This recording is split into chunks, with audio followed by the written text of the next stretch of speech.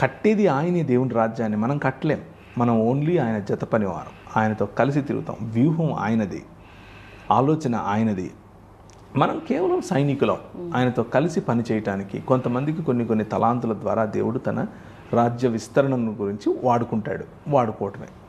So అక్కడికెక్కడికో వేరే చోటికి వెళ్ళి బంగారు భవనాల్లో ఉండటం గురించి బైబిల్ చెప్పదు. దేవుడు మన మధ్యకు వచ్చి తన ముఖకాంతిలో మనల్ని బ్రతికింప చేయటం కారణం చేత మనం బ్రతుకుతాం. మనం బ్రతికినప్పుడు ఆయన సన్నిధిలో బ్రతకటాన్నే బైబిల్ గ్రంథం ఏమని పిలుస్తోంది? పరలోక రాజ్య నివాసులుగా, పరలోక పౌరులముగా మనల్ని పిలుస్తోంది. ఆయనకు విధేయత చూపించి బ్రతకటం, ఆయనకు అలీజెన్స్ చూపించి బ్రతకటాన్ని దేవుని రాజ్య పౌరసత్వంగా పిలుస్తోంది. శరీరేచ్ఛలు అన్న పదానికి ఒక క్వాలిఫికేషన్ ఇవ్వాలి ఇక్కడ. పౌలు వాడినప్పుడు శరీరేచ్ఛ లేకపోతే శరీరము, ఫ్లెష్ అని వాడినప్పుడు పౌలు మన భౌతిక శరీరం గురించి చెప్పటం లేదు. ఆయన ఈ లోక మర్యాద గురించి చెప్తున్నాడు. మనుష్యుని చేత నిర్మించబడినటువంటి వ్యవస్థల గురించి చెప్తున్నాడు. ఈ లోక మర్యాదలో బ్రతుకుతూ ఉన్నటువంటి మన స్వభావమును గురించి చెప్తున్నాడు. సో ఫ్లెష్లీ థాట్స్ లేకపోతే భౌతిక సంబంధమైన ఆలోచనలు అని అంటే దాని అర్థం ఈ లోకంలో ఈ భూమి మీద మనకు వచ్చే ఆలోచనలు అని కాదు. పాపభరితమైన ఆలోచనలు అని దాని అర్థం.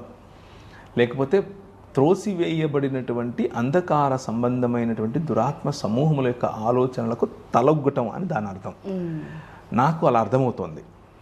సో ఈ భౌతిక కాయం, ఈ శరీరం, ఈ రక్తం, ఈ మాంసం ఇది చెడ్డది అని బైబిల్ ఎక్కడ చెప్పదు. స్వభావం చెడ్డది. ఈ రక్తము, ఈ మాంసముల చేత దేవుని రాజ్యంలో నేను ప్రవేశించగలనా? ఆల్రెడీ ఉన్నాను. ఆల్రెడీ దేవుని రాజ్యంలోనే నేను ఉన్నాను.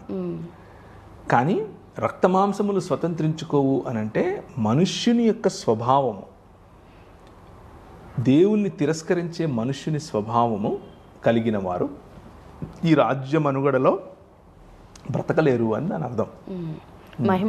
మహిమ శరీరం సంపూర్ణంగా మనం ఇప్పుడు దేవుని రాజ్యంలో ఉన్నాం. ఈ భౌతిక శరీరంతో దేవుని స్వరూపంలోనికి, ఆయన రాజ్యంలోని కొనసాగుతూ ఉన్నాం ఈ భౌతిక శరీరంతో.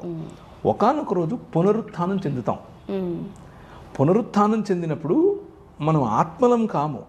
పునరుత్థానం చెందినప్పుడు మనకు శరీరాలే ఇస్తాడు దేవుడు. ఆయనను తాకొచ్చు, ఆయన మాట్లాడొచ్చు, ఆయన భోంచేశాడు కూడా పునరుత్థానం చెందిన తర్వాత. మీకు గుర్తుంటే చేయి చాపి వేలు పెట్టమన్నాడు, పక్కలో చేయి పెట్టమన్నాడు.